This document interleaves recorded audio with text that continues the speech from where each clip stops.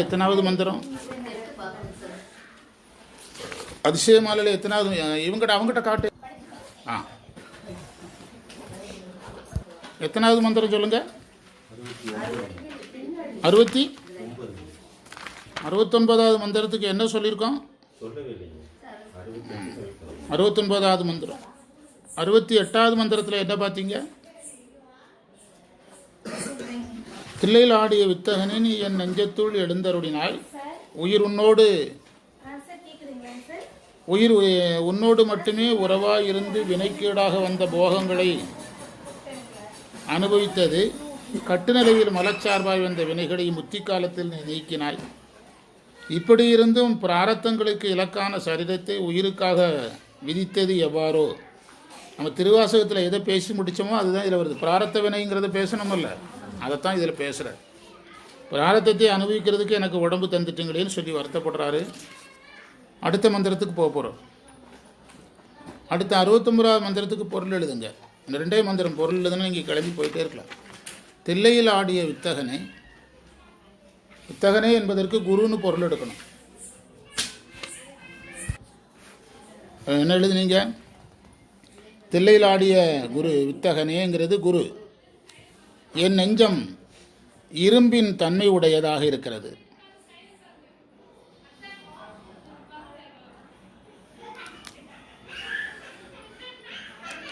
இல்லறத்தில் அழுந்துகிறேன். என்னை இல்லறத்தில் அழுத்துபவர்கள் பொய் உடையவர்களாக இருக்கிறார்கள்.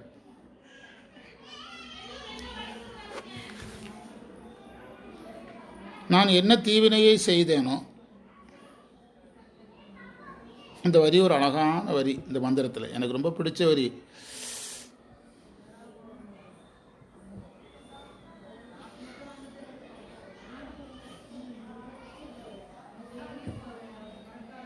இந்த வரிக்கு பொருள் அழகா இருக்குமா?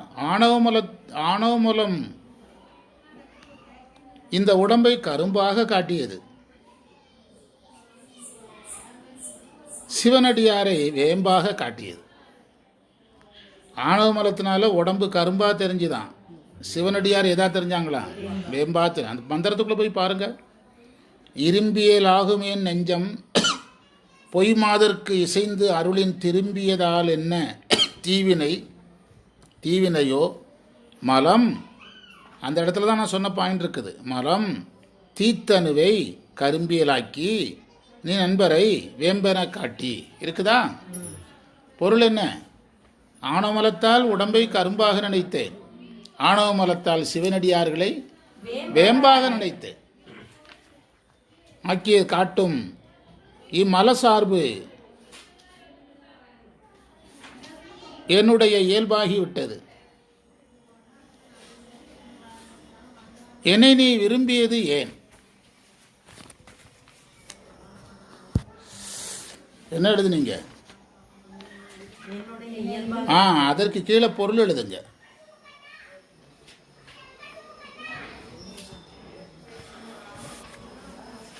அருளுக்கு உருகாததால் இரும்பியலாகும் நெஞ்சம் என்றார்.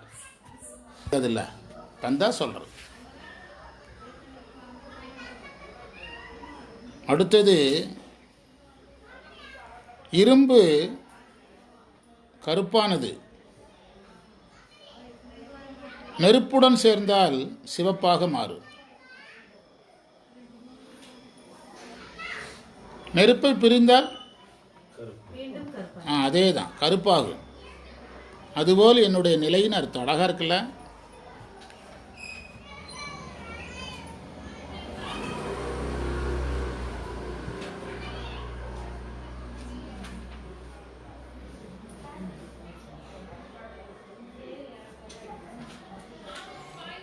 அடியார் சார்பு கிடைக்க கிடைக்க அறியாமை நீங்கும், ஞானம் வரும்.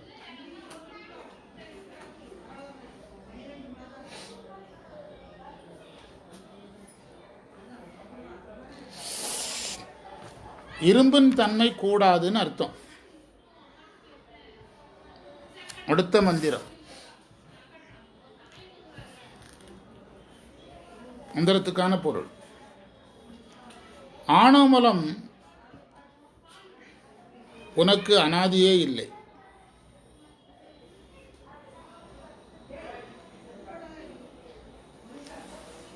நீ பேரறிவு வடிவானவன்.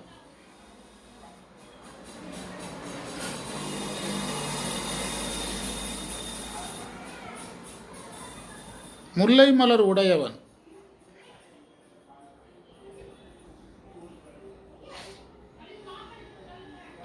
நீ முதற்கடவுள்.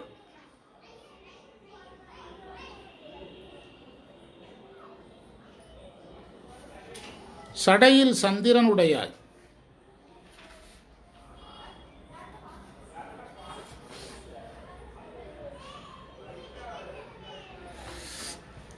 ஆனாலும் ஆசை கடவுள் என்மேல் அம்பு எய்து என் ஆசையை தூண்டுகிறார்.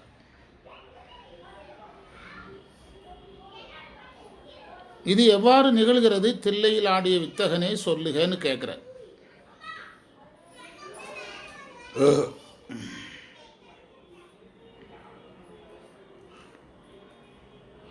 இந்த மந்திரத்தில் விலைன்னு ஒரு வார்த்தை இருக்கும், அது வில்லைன்னு பொருள் எடுத்துக்கணும். அதே மாதிரி தான் முல்லைங்கிறதும் அப்படி தான் வருது.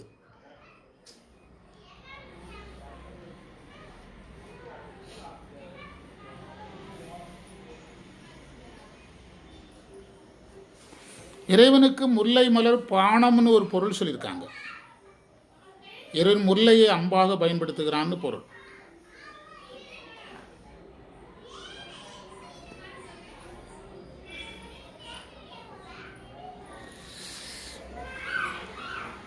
ஆசை உடையோரை நிலவு வருத்தும். ஆனால் அந்த நிலவும் உன்னிடத்தில் அடைக்கலம் புகுந்திருக்கிறது.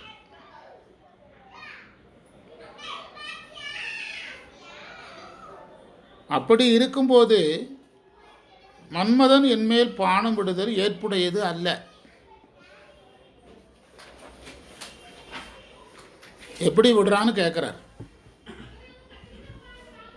இலையுற்ற ஆணவம் நீ பேரறிவு எழில் பகடி முளையுற்ற ஆதி முடித்தாமமாகும் முழுமதியாம் கலையுற்றதுன் சடை காமன் கருதி கணைதுடுப்பான்.